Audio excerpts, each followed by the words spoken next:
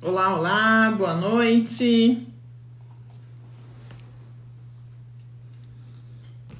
Boa noite, boa noite. Estamos aqui em mais uma live para falar sobre suicídio, ou melhor, a prevenção da vida. O que nós podemos fazer, como nós podemos desenvolver ferramentas, sermos auxílio, percebemos, né, nos nossos familiares, nas pessoas que nos rodeiam, é algum sinal, alguma demonstração de que eles estão propensos ao suicídio. Esse mês de setembro é dedicado, né, o Setembro Amarelo é dedicado à prevenção ao suicídio, à manutenção da vida. E hoje, para falar sobre esse tema, eu vou receber a Gisele Oliveira. Vocês me ouvem bem? Tá dando para ouvir direitinho? Vocês conseguem me ouvir? Como tá o áudio? Olá, tudo bem? Vamos lá.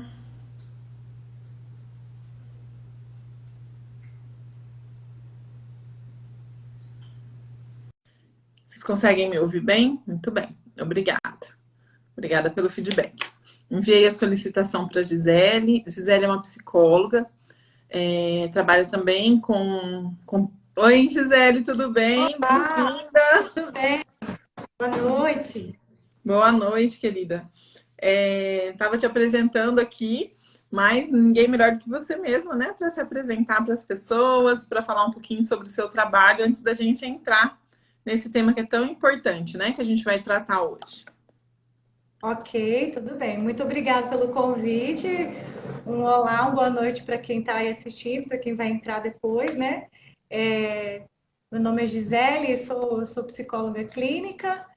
A minha formação principal, que eu trabalho o carro-chefe, né? A cognitivo-comportamental, mas também tenho algumas outras formações que acabam colaborando no meu trabalho, né? Que é a formação sistêmica familiar. Uhum. Também estou fazendo uma pós em psicologia emergencial, que é Ah, uma que bacana. psicologia que trabalha especificamente essas questões do luto, do suicídio, né, das emergências, o Covid, pandemia, toda essa situação que nós estamos Uhum. vivendo, né? Estou ainda em formação e ao longo da vida, né, a gente vai acrescentando, vai acumulando saberes que acaba nos auxiliando muito para a gente ter um olhar mais amplo, né, sobre as dificuldades do ser humano. Graças a Deus por isso. É Muito isso. bem, seja bem-vinda. A gente está assim, eu planejei, né, fazer essas lives e queria agradecer a Leda pela indicação do seu nome, porque ela falou que você é, entende muito sobre esse assunto, né? Que você é muito boa para falar sobre esse tema, então confiei. A gente não se conhece pessoalmente ainda, mas não vai faltar oportunidade. Bom, Com vamos lá. Eu certeza. vou pedir para quem estiver aqui com a gente acompanhando para ajudar a gente a fazer essa live chegar para mais pessoas, encaminhando aí, enviando o aviãozinho aí para convidar outras pessoas a participarem aqui com a gente, porque é um assunto tão importante que eu acho que vale a pena a gente ter essa intenção aí de convidar outras pessoas, de encaminhar para que mais pessoas possam acompanhar aqui com a gente. Só encaminhar o aviãozinho aí para as pessoas que você acha que faz sentido, né? Assistir e estar aqui com a gente. Bom, o meu objetivo principal com essa série de lives é trazer informação para as pessoas, porque antes da gente ter esse mês todo dedicado, né, à prevenção da vida, à manutenção da vida, o suicídio era um tema, vamos dizer assim, obscuro, né? Ninguém gostava de falar, ninguém gosta de falar sobre esse assunto, ninguém assume quando está sentindo esse anseio de ter alguém na família, alguém próximo, vivenciando esse desejo de morte, né? Então é muito importante a gente falar, e o que eu queria que você trouxesse assim para a gente como realmente informação a respeito desse tema seriam assim, como nós poderíamos identificar, né, nos nossos familiares, nas pessoas com as quais a gente trabalha, as pessoas que nos rodeiam, né? Quais seriam as principais características é, de, de percepção, né? Que a gente pode observar para ficar atento realmente e como ajudar essas pessoas, né? Qual uma abordagem, qual um caminho para que a gente possa conversar com essas pessoas, o que é o mais indicado fazer nessa situação em que a gente percebe. Então, as duas principais perguntas seriam como identificar uma pessoa que está propensa a isso, que está olhando para a morte, e como poder ajudar de alguma forma. Né? Eu acho que essas duas questões são as principais, e é óbvio que você pode falar o que você achar pertinente relacionado a esse tema. Fica à vontade. Ok.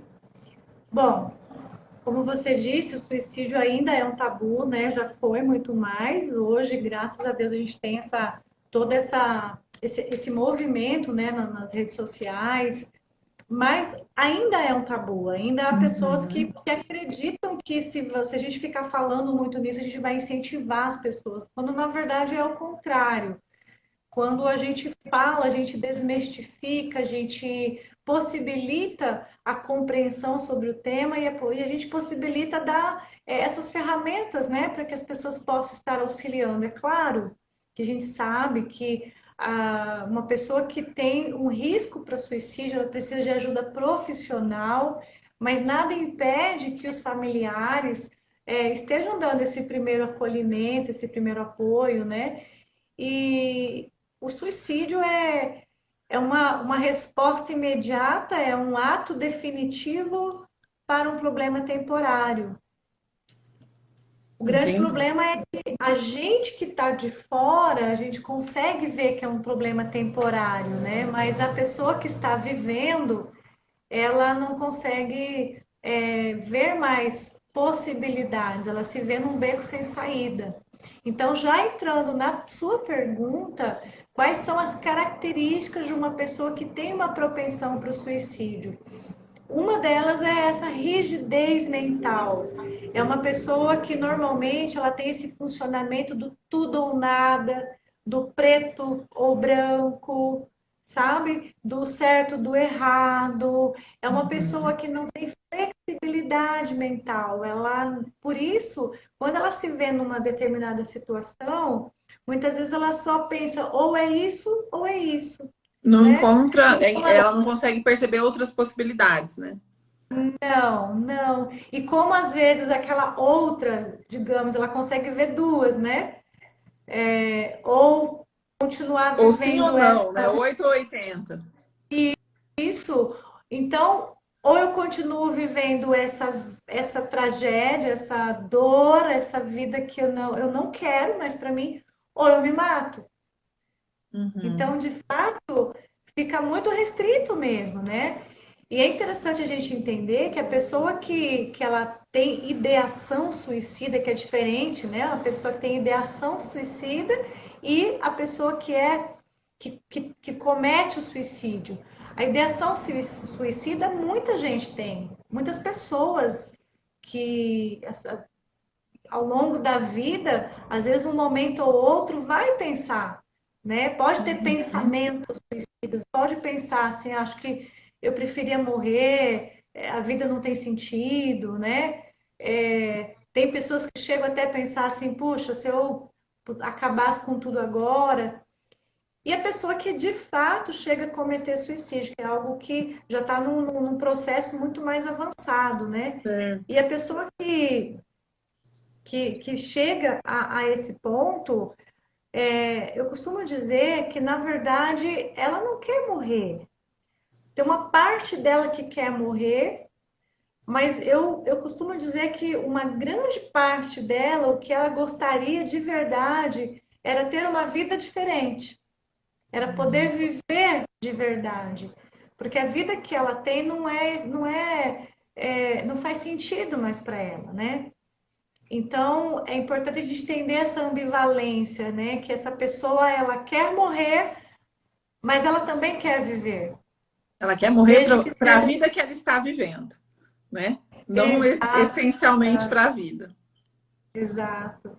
Entendi. E, voltando ainda à sua pergunta, né? As características. Essa é uma característica. A pessoa que ela pensa em suicídio, que ela comete suicídio, na verdade, ela já está num processo de morrência há muito tempo. ela já está numa não vida há muito tempo. Ela já está sobrevivendo há muito tempo, né? Então, geralmente são pessoas que têm um histórico de abusos sexuais, psicológicos, físicos, têm histórico de bullying, né? Situações graves de bullying, tem históricos de perda dos pais muito precocemente, perderam os pais na Uhum. infância, foram abandonados, histórico de traições, históricos de violência, já muitas vezes, né, a predominância de depressão, até mesmo na família, e a pessoa também. Né? A gente sabe que os fatores psicológicos, a doença psicológica, né, as doenças psiquiátricas, elas são muito presentes, né, nas pessoas que cometem Sim. suicídio. Um grande número de pessoas que cometem suicídio já possuíam uma doença, né, um transtorno bipolar, uma esquizofrenia, uma depressão, mas Uhum. nem todos. Nem É. todos. E aí é interessante a gente quebrar esse tabu, né? Porque tem gente que acha que só uma pessoa que tem um transtorno mental é que vai cometer suicídio, né? E não necessariamente, né? Você ia falar? Entendi. Pode falar. Não, essa questão que você está falando, né, de ter alguma doença. Na verdade, às vezes a pessoa tem, mas não está identificado, não está diagnosticado também, né?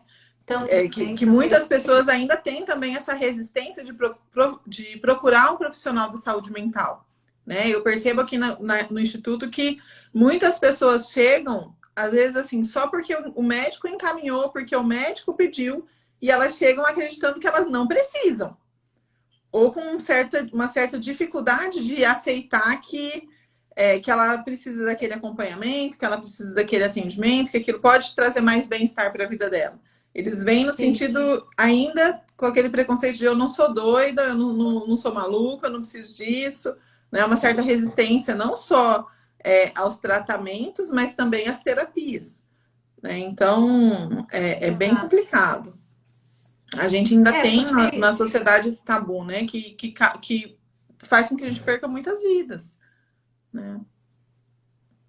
exatamente, né? E justamente por achar que só que quem procura ajuda, né? Quem procura psiquiatra ou psicólogo é doido, a pessoa ela fica tentando levar sozinha, resolver sozinha seus conflitos, mas muitas vezes eles são muito maiores do que a pessoa dá conta, né? A dor emocional, ela é mais difícil do que uma dor física. Com certeza, Por com isso que as certeza. pessoas se mutilam, né? Se automutilam, as pessoas fazem absurdos, muitas vezes, para poder se livrar dessa dor emocional. Mas como Trazer é para o uma dor físico o que oculta, é emocional, né? é emocional, né? Mas como é uma dor subjetiva, né? É uma dor interna que só ela sente e ela não consegue pôr em palavras, ela muitas vezes ela é desacreditada, né? Então aí vem as famosas frases, né? Ah, quer chamar atenção, é A pessoa tem frescura, tudo, tá reclamando à toa. tá reclamando de barriga cheia, né? Não tem É, motivo. Mas a dor é subjetiva, o sofrimento é subjetivo, não tem como a gente medir. Não tem como a gente falar, não, esse sofrimento é grande e esse é pequeno, né? E Porque uma só outra quem coisa, sente. exatamente, uma outra coisa importante da gente falar é que às vezes as pessoas ficam procurando uma causa, né? E a causa às vezes não é algo concreto, né? Como você está falando, algo subjetivo. Então a gente tem aí uma série de informações que podem estar justificando essa dor, que não necessariamente sejam problemas. A gente tem toda a questão genética, né? Toda a questão das heranças sistêmicas, familiares, toda a questão da predisposição ambiental. A gente sabe que em países muito frios, muito escuros, a tendência ao suicídio é maior. Tudo interfere, né? O ambiente interfere, o seu DNA interfere, o seu DNA emocional interfere. Então, assim, é muito, muito distante pensar em ter uma causa. Em pensar, mas ela não tem problema, essa pessoa tem tudo. A vida dela é maravilhosa, ela tem dinheiro, ela tem família, ela tem tudo. Como que ela fala que está sofrendo? Às vezes esse sofrimento é decorrente dessas outras causas que não são causas concretas, né? Que não são causas palpáveis. E na maioria das vezes eu acredito que o que leva, né, a gente vê pelos índices aí, que o que leva a pessoa a cometer suicídio não são problemas reais. São esses problemas subjetivos. Não é porque... claro, acontece. A pandemia, perdeu um emprego, ficou doente. Claro que tem algumas pessoas que realmente cometem por uma causa específica. Né? A gente tem até aquela época que... É o gatilho principal, isso, né? o gatilho Mas não é principal. a causa. Mas não é a causa. Se ele chegou a fazer isso, é porque ele já tinha esse olhar para a morte, já tinha isso como uma possibilidade na vida dele, né? Uhum. Isso é muito importante. Esse olhar para a morte é muito interessante, né? Na visão sistêmica, porque a gente percebe realmente que toda pessoa, todo potencial suicida, toda pessoa que tem ideação suicida, é uma pessoa que a maior parte do tempo realmente ela esteve mais na morte do que na Do vida. que na vida, com certeza. Né? O olhar dela sempre esteve na morte. É uma pessoa que sempre teve aquela adonia, né? Aquela incapacidade de sentir prazer, incapacidade de ver o belo, né? De se relacionar e ver beleza no relacionamento. Então, ela sempre esteve realmente com o olhar na morte. E se a gente for entrar na sistêmica, né? A gente já pega para outro rumo, né? Eu sei que vai ter outra pessoa falando sobre isso, né? Então, não vou entrar nessa questão. Mas isso é algo que responde a sua pergunta. Quais as características de uma pessoa que tem essa tendência? Esse olhar para a morte. É uma pessoa que já, você percebe que há muito tempo ela já não tem prazer. Ela sobrevive, mas ela não tem prazer na vida. Então, é uma pessoa rígida, uma pessoa que apática, né? É uma pessoa que tem os 4 Ds, né? Que é a desesperança, a depressão, a desesperança, o desamparo e o desespero. A gente sempre vai observar esses 4 Ds de uma pessoa assim.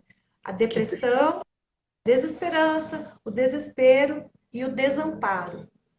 Por mais que ela esteja assistida, ela se sente desamparada, né? Por mais que não tenham pessoas perto, que a família esteja perto. Então é muito importante procurar ajuda, né?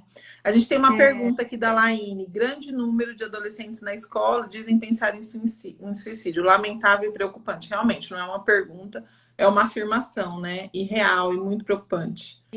Muito preocupante mesmo.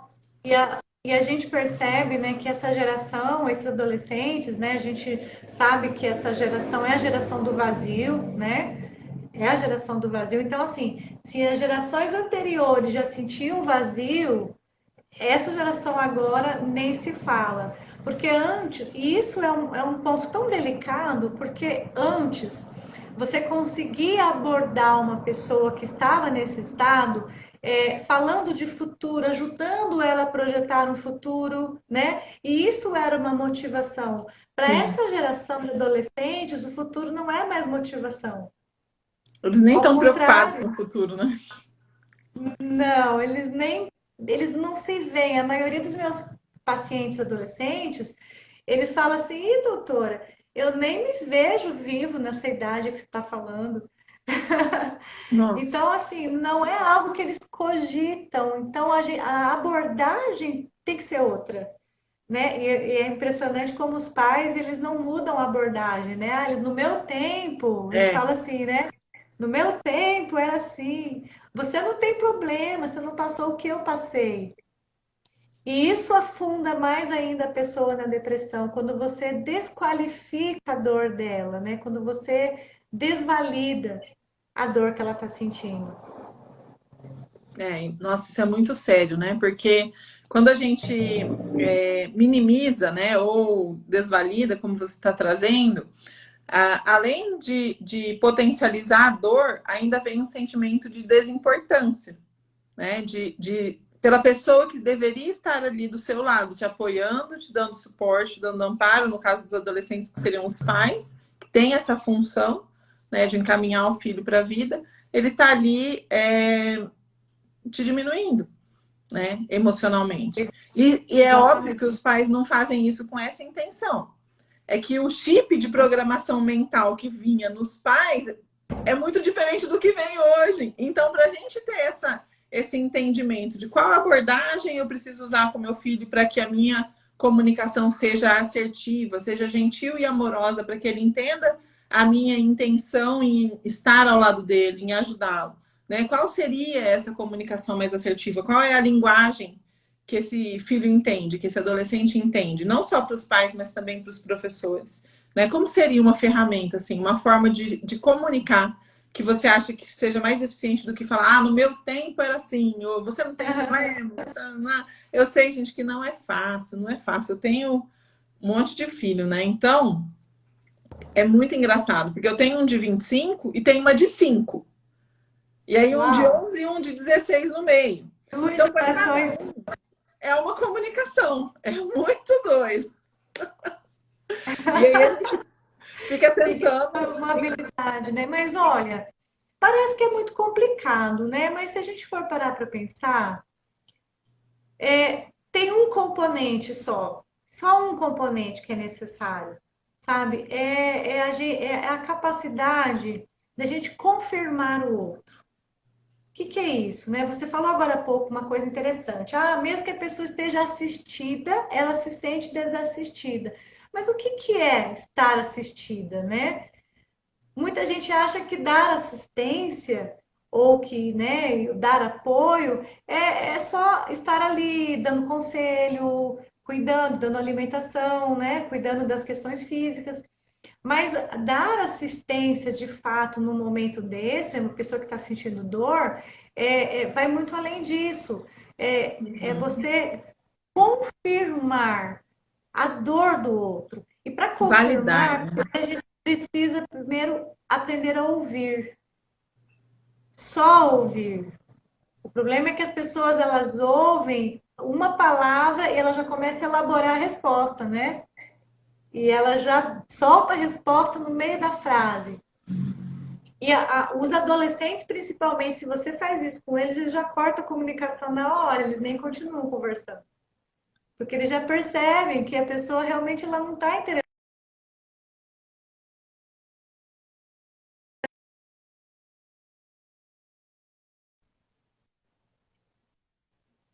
Deu uma cortada na internet, né?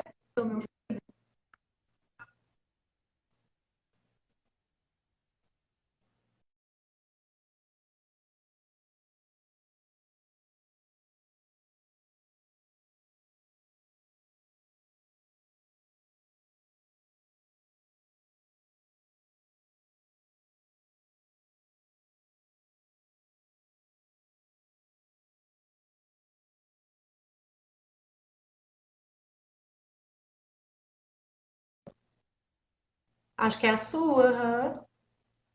Dá um sinal aí, gente. Ajuda a gente a descobrir se vocês estão nos ouvindo ou não. Tá, Pessoal, deu um voltou, né? feedback. Voltou? Beleza. Então, o que eu Acho que estava tá. falando, eles... Ah, tá. Só finalizando nessa questão da validação, da confirmação. Então, assim, é ouvir de fato. Ouvir sem julgamento. Ouvir sem resposta pronta. Ouvir sem intenção de querer consertar o outro. As pessoas têm muito essa mania, né, de achar que tem que consertar o outro. Ouvir só para compreender. E no final, depois de você compreender, ou mesmo que você não compreenda, você dizer: eu não imagino a dor que você está sentindo, mas eu sinto muito por você estar passando por isso e eu acredito em você. Eu não consigo mensurar, mas eu acredito em você. É uma Então, validação, realmente, né? eu costumo dizer que essas palavras são mágicas, né? E não precisa ter uma super técnica, né? Não precisa se formar em psicologia para fazer isso. Basta ter um pouco de empatia. Não é verdade? Sim, com certeza. E estar disposto a sair do julgamento, né? Da crítica, de achar que o outro tem que alguma coisa, né? Ninguém tem que nada, a gente tem que ser Ninguém tem feliz, né? nada. Vou até reforçar isso, né? Ninguém tem que nada, principalmente aquilo que eu acho que é certo para ele, né? Exatamente. E Né, isso eu é falo assim, libertador. é libertador. Eu acho que existe um conceito assim que eu aplico muito aqui, que me ajuda muito nessa situação. Porque, assim, a gente ter clareza do que a gente tem direito, do que é dever e do que é obrigação, facilita muito na hora de a gente lidar com essas situações difíceis na nossa vida, não só quando a gente tem alguém que a gente ama que está sofrendo, mas também quando a gente tem que fazer escolhas e tomar decisões na nossa própria vida, né? Você ter consciência e clareza de que você tem o sagrado direito de ser quem você é, né? Arcando com a sua autorresponsabilidade, com o seu autocuidado e fazendo o que você pode fazer por você, né? Sem esperar do outro, mas você garantindo isso para você, desde que você esteja saudável para isso, né? Que você tenha isso, as pessoas que estão com a saúde mental em dia e que não estão na dor, né? E aí, o direito, ele é garantido a partir do momento em que seu dever são coisas que você escolhe como dever. E a obrigação é o que vem imposto pelo outro. Então, eu sempre falo para os meus pacientes, você não é obrigado a nada. Toda obrigação vem junto com uma violência. Então, se você está se sentindo obrigado, pare e pense. Você não é obrigado a nada. Escolha os seus deveres partindo do que faz sentido para você. Do que faz você se conectar com o que você quer para você, com o que faz sentido para sua própria vida, com autorresponsabilidade, com o gerenciamento da sua vida, né, com um planejamento do que você quer para você, mas que não seja uma obrigação, porque a obrigação é de fora para dentro e o dever é de dentro para fora. Então, ter essa clareza de que você não tem obrigação, né, que tudo que é imposto, que é obrigado, te machuca, fica muito mais fácil da gente, tendo isso pra gente, da gente conseguir olhar para o outro com essa empatia. Porque se você não tem nem para você o que é seu dever genuíno, né, o que é o seu direito genuíno, aí você ainda quer se colocar para falar da vida do outro, aí você acaba atrapalhando mais o outro, porque você não está respeitando nem a você, você quer dar palpite no outro. Né? Então, uma coisa que eu acho que é muito importante é a gente parar com essa palpitação na vida alheia. Cada um cuidar do seu, né? Quando você tiver 100%, né, na sua potência máxima e na sua bem resolvido na sua vida, ganhando dinheiro, prosperando, realizado Mesmo afetivamente. assim, não se meta na vida do outro, Mesmo né? assim, não se meta na vida do outro. Mas eu falo isso porque ninguém vai alcançar isso em todas as áreas, porque não existe perfeição. A gente sempre está em construção. Né? Então, o direito que eu tenho de estar me construindo, eu tenho do jeito dele, respeitando a dor Exato. dele, que faz parte desse crescimento. Né? Agora, a gente teve aquela pergunta ali, ó. Não sei, não sei como é o nome dele, que é bem. Se você quiser colocar seu nome aqui para a gente poder conversar. Ele colocou: ó, como saber a hora de procurar ajuda e qual a melhor forma de se abrir com um psicólogo? Melhor forma de se abrir. Bom, a hora de buscar ajuda é a hora que a pessoa não está dando conta da sua dor, né? Ela percebeu que isso aqui está maior do que eu, né? Porque Uhum. tem dores e dores, né? Tem dores Sim. que a gente sabe que, não, tô aqui, tô mal hoje, tô meio deprê, Mas vai meio para passar. baixo, amanhã eu tô bem, né? E tem dores que não, que a sensação é de que aquilo nunca vai acabar, que eu estou, né? E aí os pensamentos eu só consigo ter pensamentos negativos, eu só consigo ter uma visão cinza da vida, eu só consigo pensar o pior, os sentimentos de culpa começam a assolar, que isso também é uma característica muito forte, né? Essas pessoas que têm de ação suicida, elas sentem muita culpa. A maioria das vezes nem é culpa real, nem é culpa de coisas que elas realmente fizeram, mas são culpas impostas a elas por outros, né? São Uhum. responsabilidades transferidas para ela que São na as verdade ela não. obrigações. Ou as obrigações, exatamente, né?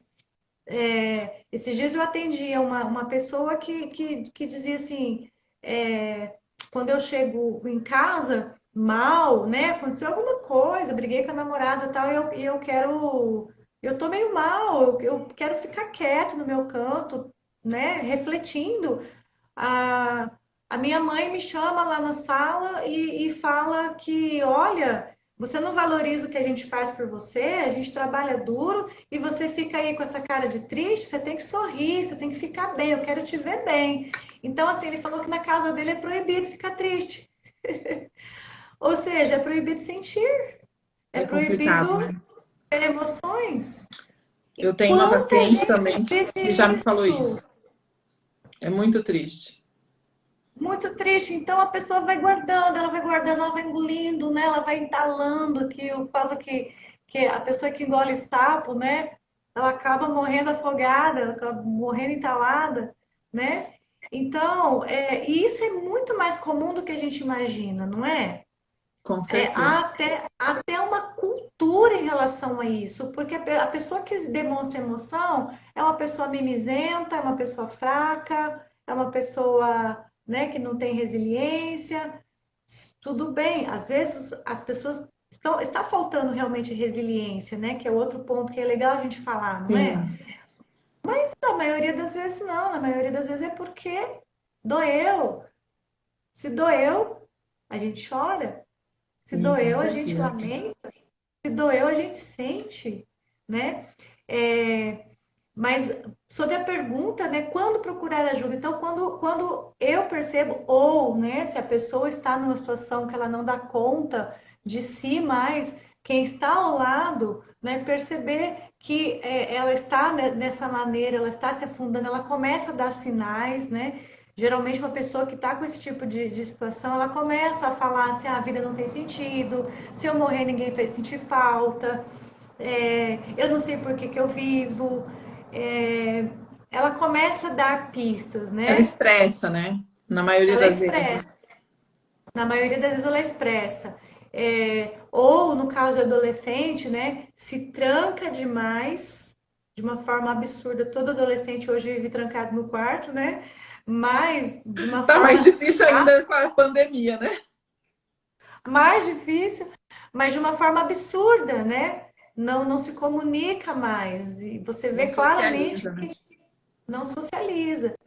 Então gente, no fundo, a gente sente quando a coisa não tá legal, né? A questão é que é mais fácil, muitas Fingir. vezes, né? A gente deixar para Finge que não lá tá e vendo.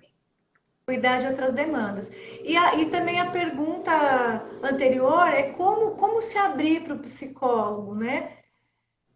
Olha, a questão é que muitas pessoas já chegam no psicólogo cheio de preconceito, né? Com medo, será que ele vai me entender? Será que ele vai acreditar em mim? Então, assim, se você compreender que o psicólogo ele é capacitado para te compreender, você vai simplesmente falar. Você não vai ficar escolhendo palavras. Simplesmente fale o que você sente, porque o psicólogo entende. Tá Os meus preparado para pacientes isso, né? preparado. Acontece muito no consultório dos meus pacientes, falar, e aí eles falam assim: ai, doutora, você acho que você não entendeu nada, né? Eu falei: fica tranquila que eu entendi tudo, tá tudo certo, né? Então, olha, até colocou uma outra coisa aqui, ó. Às vezes tenho a impressão de estar falando sozinho nas sessões. Os psicólogos, no geral, não fazem considerações para o paciente. Ele está perguntando em relação ao diagnóstico. Ah, eu não vi o nome, né, Então, eu coloquei qual o seu nome para ele, porque tá Presdel, eu acho que é eu não sei o tá, que que é, mas como é tudo o bem, né? nome. De repente também ele nem quer colocar, mas Aham. é, essa pergunta dele é um pouquinho saia justa, né? Não é não? Tá, é justo. Eu acho É assim, justa. uma resposta que eu acho razoável é que depende muito da linha em que esse psicólogo trabalha. E que aí, se é É, uma linha que não é confortável para ele tem que ir procurando até encontrar, ou às vezes a questão da empatia com o profissional, né, do rapport. Se não conseguiu conexão com esse rapport, não está se sentindo confortável, não está sentindo esse feedback, porque às vezes a gente não precisa falar nada, é um olhar que a gente dá para o paciente que ele já sente que ele está sendo ouvido e acolhido, né? Esse isso. olhar de acolhimento diz mais do que qualquer coisa, né? Então, às vezes você ainda não encontrou a sua pessoa, entendeu? Talvez seja É, isso. eu ia falar um pouquinho além, assim, que não é natural não ter nenhum tipo de feedback, independente Sim, da abordagem, né? Tem que ter, sim, algum sim, feedback. Alguns mais, outros menos, como ela falou em relação à abordagem. mas é alguma coisa assim, não é natural você ficar com essa sensação de que você está falando sozinho, porque aí a terapia acaba reforçando o desamparo no paciente. Isso Exatamente. não é legal, não é bacana, né? Então, olha, realmente, de repente não houve essa empatia, de repente é legal você procurar um psicólogo que você se sinta mais acolhido. E isso não significa que o psicólogo não é bom, significa só Não, que não teve a liga, né? Não teve o feeling ali não conectou. o feeling. Isso aí, só não conectou. E é natural isso, É assim mesmo. ok? Vamos lá, vamos ver se tem mais alguma pergunta aqui, ó. Pessoal, um monte de gente falando que tá gostando da live, que tá achando bacana, ó. Quem tá gostando, Que encaminha aí para legal. outras Eu não pessoas consigo para ver os para comentários aqui. acompanhar aqui, gente, para virem assistir com a gente. A gente ainda tem um tempinho aqui. Alguém quer fazer alguma pergunta, pessoal? Vou abrir para vocês. Quem está assistindo a gente, alguém quer fazer alguma pergunta, mais alguma coisa? Alguma dúvida? Ah, legal, gente. Vocês compartilharem aí, comentar, perguntar, né? Aqui, existe algum livro que poderia indicar para adolescentes sobre depressão que você indicaria? Olha, no momento eu não lembro agora de um livro que seja acessível, né? Porque a nossa bagagem é tão teórica, tão, né? Uma linguagem mais rebuscada, né? Então teria que ser um livro com uma linguagem bem clara. Tem aquele livro, me faltou o nome agora, é o Cão, um livro que foi divulgado muito nas escolas públicas, foi até distribuído, né? Deixa eu ver se eu acho que Eu eu sei tenho, qual que é que você eu está tenho falando. um cão chamado Depressão. É muito legal esse livro. É muito legal mesmo. Nossa, uma linguagem super acessível, é muito, muito 10. Mas a gente pode deixar depois, né, no Sim, a link gente aqui pode as dicas. colocar nos comentários depois.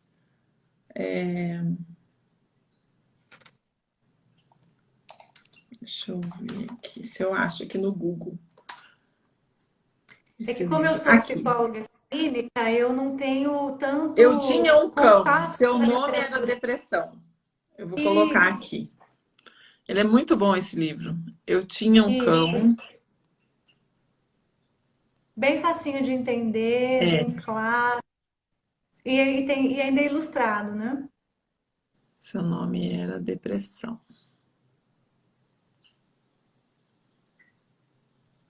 Quem deve ter essas dicas são as psicopedagogas, né? Que trabalham É, mais com esse público. deixa eu ver o nome do autor aqui, ver se eu consigo. Mas a gente coloca depois também, deixa para vocês. Isso, Enquanto você procura aí, eu aqui. queria falar um pouquinho sobre a resiliência, né? Que você falou lá no início, assim, como lidar, né, com essa situação. E uma das coisas que a gente precisa rever é essa intolerância à frustração que nós estamos desenvolvendo na nossa sociedade. Nós temos hoje uma sociedade que não tem tolerância à frustração, não tem tolerância ao não, ela não pode ser contrariada, né? Tudo tem que ser. A pessoa ela tem uma fantasia de que a vida vai acontecer do jeito que ela idealizou. Uhum. Às vezes isso é causado por uma superproteção dos pais, que não permitem que os filhos conheçam a realidade da vida, né? Eu conheço, por exemplo, alguns pacientes que falam assim: olha, os meus pais nunca deixaram eu ir num velório, eu nunca vi uma pessoa morta, né? Então, algumas dessas pessoas desenvolvem uma dificuldade assim, gigantesca para lidar com o luto, com a Sim. perda, né? Então a gente precisa desenvolver mais essa tolerância, entendendo que nem sempre as coisas serão da nossa maneira, né? E tá tudo bem. Tá tudo bem, eu tenho responsabilidade, eu tenho que ter autorresponsabilidade e aquilo que estiver ao meu alcance, nas minhas mãos para eu fazer e modificar a minha vida, a minha história, eu tenho não só o direito, como o dever, né, Dever de de fazer. fazer. Agora, aquilo que não está nas minhas mãos, que depende do outro, né, já não é mais uma demanda minha. E eu não tenho que ficar gerando expectativa de que esse outro vai mudar, que ele vai se moldar ao meu modo, né? Que um dia ele vai entender e tudo vai ficar maravilhoso. Não, pode ser que isso nunca aconteça.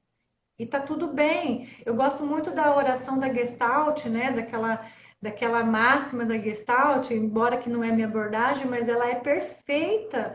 Quando o Peirce diz, né? Eu sou eu e você é você. Eu faço as minhas coisas, você faz as suas Uhum. coisas. Eu não vim ao mundo para viver de acordo com as suas expectativas, nem você veio para viver de acordo com as minhas. Eu sou eu, você é você. Se por um acaso nos encontrarmos, ou seja, se por acaso a gente tiver afinidade, a gente conseguir caminhar junto, a gente ter os mesmos valores, será lindo. Se não, não há o que Tá, fazer, cada um vai obrigada. para o seu lado e tá tudo bem. Tá tudo bem, você tem direito de ser diferente de mim. Com E certeza. isso gera resiliência, porque Sim. quebra as falsas expectativas em cima do outro, né?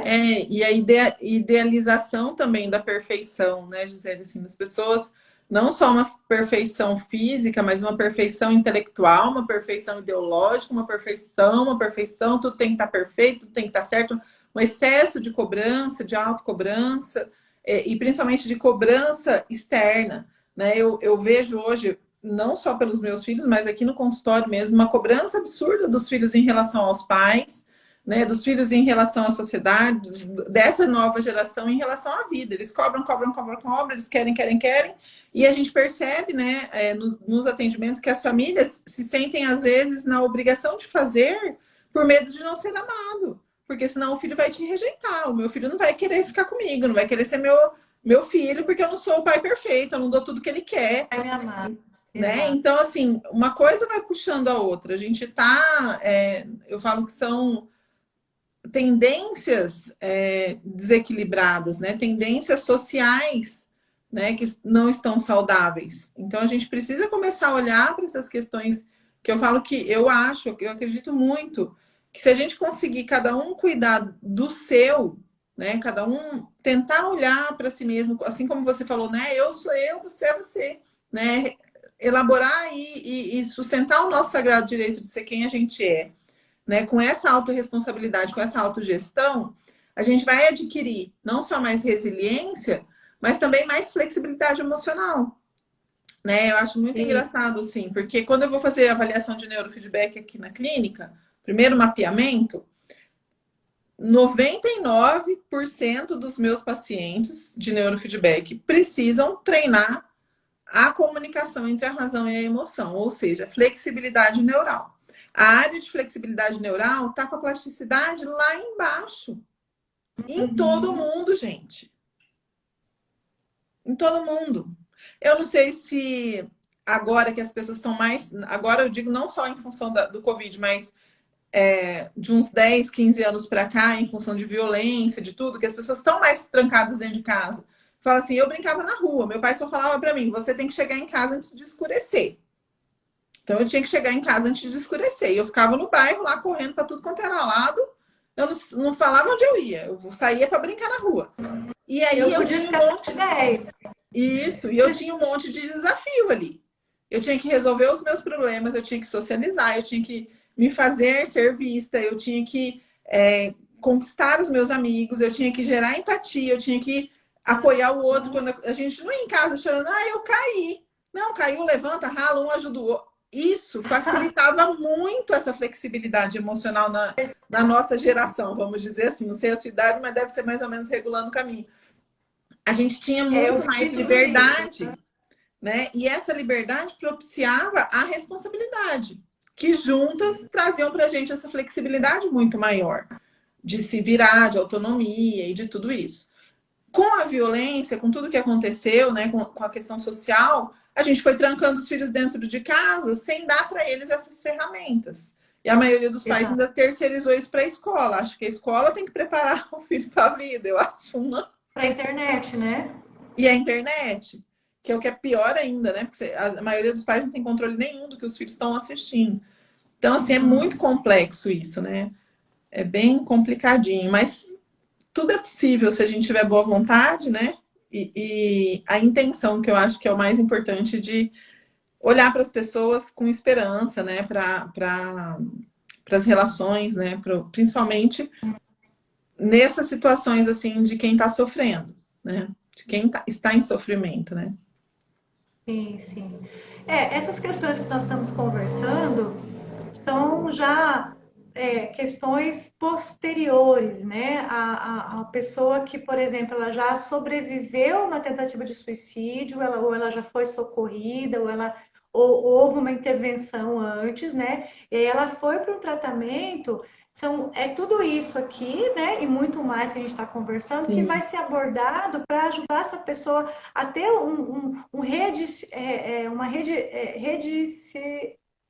gente, fugiu a palavra. Redireção. Redirecionamento. Isso, né? Uma reprogramação mental para que ela aprenda a viver a vida de forma mais leve, certo? Agora, é claro, né, que no momento da crise, quando a pessoa realmente está naquela situação, os cuidados são mais emergenciais, não adianta a gente querer, né, levar toda essa discussão para a pessoa que ela não vai conseguir assimilar. Então, no momento da crise, a solução é sempre acolhimento, sem julgamento. Acolhimento sem julgamento salva. E Ouvir, né? depois encaminhar profissionais, porque se a pessoa chegou a esse ponto, é porque provavelmente ela está toda disfuncional. A forma dela pensar, dela entender, dela acreditar, né? A visão sobre si, a visão sobre o outro, a visão da vida está toda distorcida. É uma distorção cognitiva muito grande e que isso só pode ser refeito através da psicoterapia. Né? A questão medicamentosa é muito importante, né? É importante sim buscar os psiquiátricos, tem casos que precisam de uma intervenção Sim. medicamentosa urgente, mas essa reprogramação cognitiva é só através da psicoterapia, não é o remédio que vai fazer isso, né? Sim, o remédio Às vezes as remedia a pessoas dor, né? remedia, às vezes as pessoas não têm muito essa diferenciação, né? Qual que é a diferença de psiquiatra, psicólogo, qual que eu procuro primeiro, né? Cada um tem a sua função, cada um tem a sua grande importância, né? E um não pode ficar sem o outro. É, um complementa o outro, né? Eu sempre falo que um bom psiquiatra vai te encaminhar para um bom psicólogo, um bom psicólogo vai te E encaminhar para um bom vice-versa. psiquiatra, Exatamente. né? Porque um E aí tem complementa o mais trabalho alguma... do outro, né? Exato, isso mesmo. Tem mais alguma pergunta? Senão Não, eu ia falar mais aqui uma questão. pode, fica à vontade. Não teve mais nenhuma pergunta. Acho que é importante a gente também comentar a questão do ter no que acreditar, né? Algo que traga um sentido para a vida.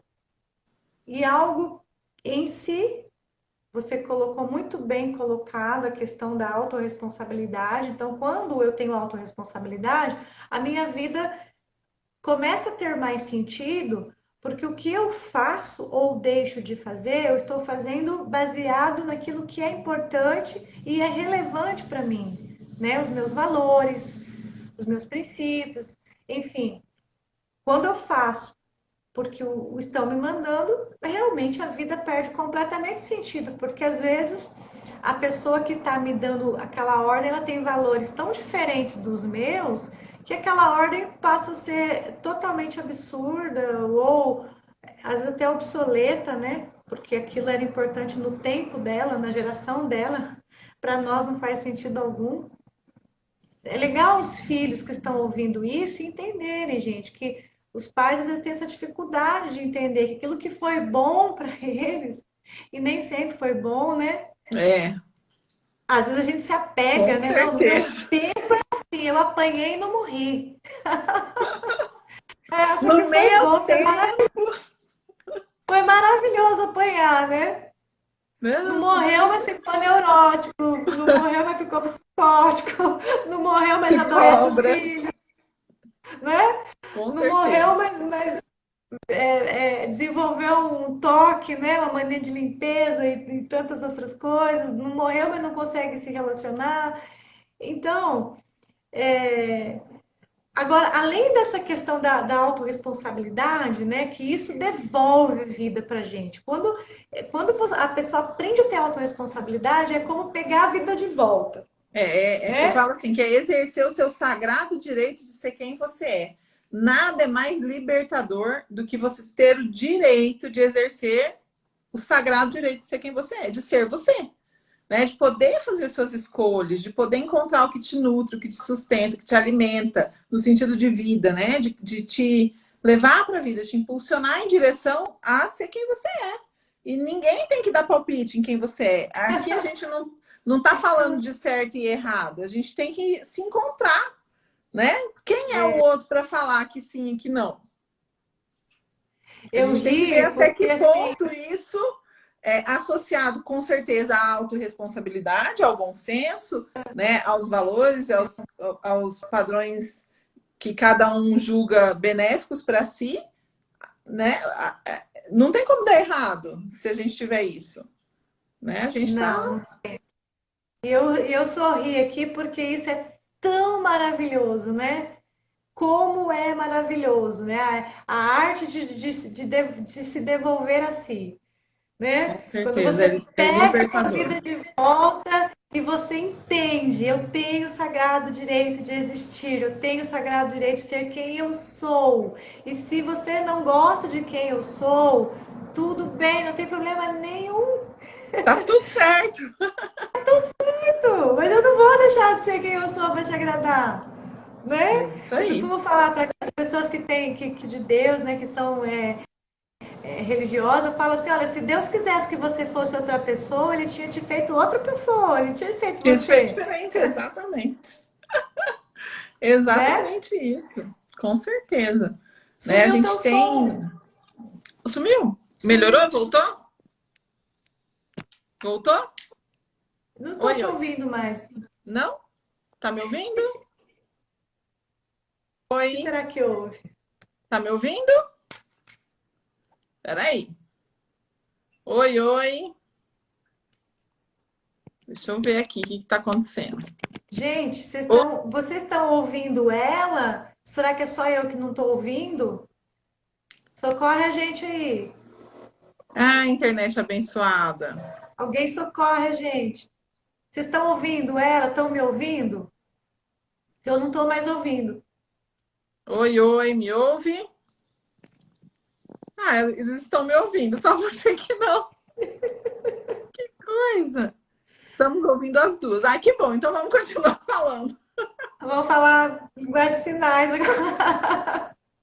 Eu não tô ouvindo mais, gente. Gente, nossa, eu E tô não ouvindo aconteceu super nada bem. aqui, tá tudo certo aqui no meu.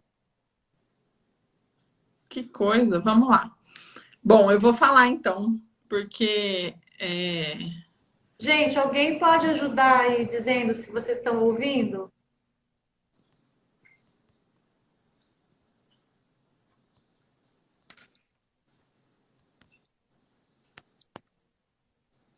oi, você tá me ouvindo? Peraí, que eu vou derrubar a Gisele e vou convidar de novo. Peraí. Eles ouvem. Ué? Oi, oi. Ah, então vamos fingir demência aqui e vamos continuar. Ah, eu vou. Olha só, eu vou continuar o meu raciocínio, então. Você me ouve?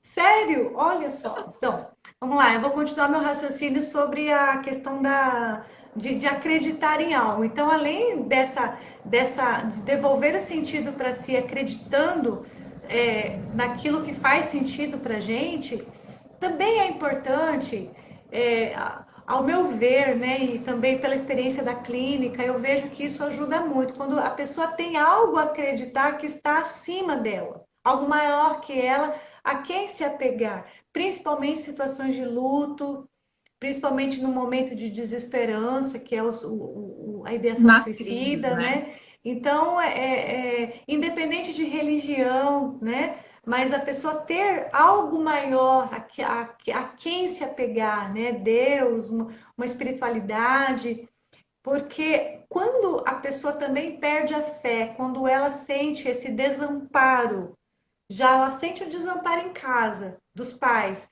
e ainda ela se sente desamparada na vida, né, por essa força superior, realmente o vazio e a sensação de desesperança É muito grande, né? é terrível, né? Uhum. Você não está me ouvindo ainda? Não me ouve? Então, eu vou falar uma coisa aqui pro pessoal. Eu tenho, né, quem me acompanha já há algum tempo por aqui sabe que eu sempre prego e eu falo e eu tô sempre batendo nessa tecla da hierarquia da paz. E essa hierarquia da paz vem muito de frente mesmo, né? Comunga de tudo isso que a Gisele está falando, de ter algo maior, né? Então, a hierarquia da paz, para quem ainda não ouviu, não conhece, é primeiro Deus, depois eu, depois os meus. E aí, isso dentro do trabalho, né, que a gente desenvolve aqui nas mentorias e tudo, a gente tem um destrinchar dessas prioridades aí. Mas se a gente levar para a nossa vida que primeiro Deus, depois eu e depois os meus, a gente consegue ter uma clareza na hora de fazer escolhas, na hora de tomar decisões, de saber o que eu faço primeiro. Eu atendo os meus, eu atendo a mim, né? Então, assim, garantir que a gente esteja com essa comunicação direta e reta com Deus, para quem acredita em Deus, e com o algo superior, para quem não acredita em Deus. A gente sempre tem algo maior do que a gente, para qual a gente deva olhar, né? Então, primeiro Deus, se conecta com Ele, comece o seu dia se sentindo amada por Deus, se sentindo filho de Deus, tentando de alguma forma entrar em conexão com o divino, com algo superior, para que você se reabasteça, para que você se vitalize, né? Se energize para ter aquele dia. Depois cuida de você. Vai fazer sua academia, vai cuidar da sua alimentação, fazer algo que te dá prazer, né? Algo que te dê realização, que te nutra realmente em bem-estar. E aí depois você vai estar pronta e preparada para cuidar dos seus. Seja marido, filho, trabalho, amigos, família, não importa. Primeiro cuida de você, se conectando, né, com esse algo a mais para depois poder cuidar dos outros. Tá me ouvindo agora? Fazer algo que te dá prazer, algo que te dê você me ouve, Gisele? Realmente em bem-estar. E aí depois você vai estar pronta e preparada para cuidar dos seus. Seja marido, filho, trabalho, amigos. Eu liguei o notebook, estou ouvindo agora, tá? Né? Ah, agora estou ouvindo. A gente está ouvindo. Só que está atrasado aqui. E tá dando. A gente está ouvindo também. Mas Tô te ouvindo. Mas é isso, Gisele. Eu vou pedir.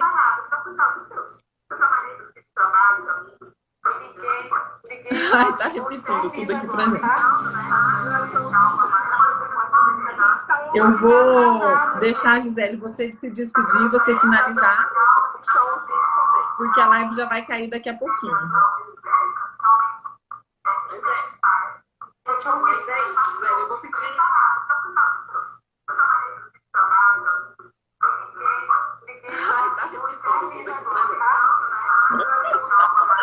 Ai, a tecnologia. Deixar, Gisele, você se despedir, você finalizar, porque a live já vai cair daqui a pouquinho. Tá bom. Gente, eu não sei o que houve aqui, né? Mas vamos lá, eu vou finalizar. Você poder desligar o computador, porque senão vai ficar dando esse eco. Eu tô com medo de desligar aqui, vocês não me verem aqui na outra imagem. Não, desliga o computador. Tá, vamos lá, gente. Então, suicídio é algo muito sério, né? Mas a vida é muito mais séria ainda. Pronto, desliguei. Ai, Eu não vou ouvir, mas vocês me ouvem. Então vamos lá. Gente, desculpa aí, né, por essa intercorrência, mas internet é assim mesmo, né?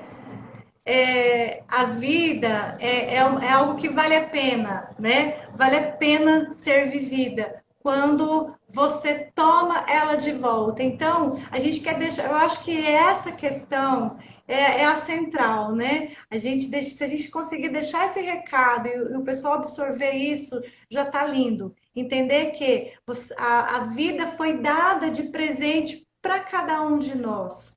E a gente tem direito e dever de cuidar dela da melhor maneira, né? E a beleza da vida é devolvida quando a gente entende que nós temos o direito de dar as possibilidades diversas que existem para essa vida. Quando a gente sai daquele campo tão restrito, né? De tem que ser assim, porque meu pai fez assim, porque meu avô fez assim, porque a religião diz assim, porque a sociedade diz assim. Quando eu entendo que a vida tem que fazer sentido para mim, né? Ela volta a ter beleza, ela volta a ter sentido. Então é isso, gente, né? Essa mensagem aí que a vida é algo, é uma aventura que vale a pena ser vivida, sempre, com suas dores e com seus prazeres. gente, muito obrigada por você estar aqui com a gente, por você ter aceito o nosso convite. Adorei te conhecer, mesmo que virtualmente. E é isso, pessoal. Muito obrigada por vocês que acompanharam aqui com a gente, que estiveram aqui até agora. A live vai ficar salva, vai ficar gravada aqui no Instagram da Intac, depois vai para o nosso YouTube. E aí, se vocês quiserem, depois é só entrar aqui no link, tem o link do YouTube, aí vocês podem entrar, compartilhar essa live se vocês acharam interessante. E espalhar informação aí para o maior número de pessoas possíveis, porque informação e conteúdo importante salva vidas, né? E o nosso objetivo aqui é esse. Um grande beijo para vocês, fiquem na paz e a gente se vê por aqui depois. Um grande abraço. Obrigada, pessoal. Beijo para vocês. Boa noite. Boa noite. Não sei se você perguntou mais alguma coisa, ainda não estou ouvindo. Deixar o meu contato para vocês, gente, é 981162626, Instituto Gisele Oliveira, tá? Estou aqui na Ernesto Geisel 5544 e um grande abraço para todos e muito obrigada pelo carinho. Escreve aqui seu contato.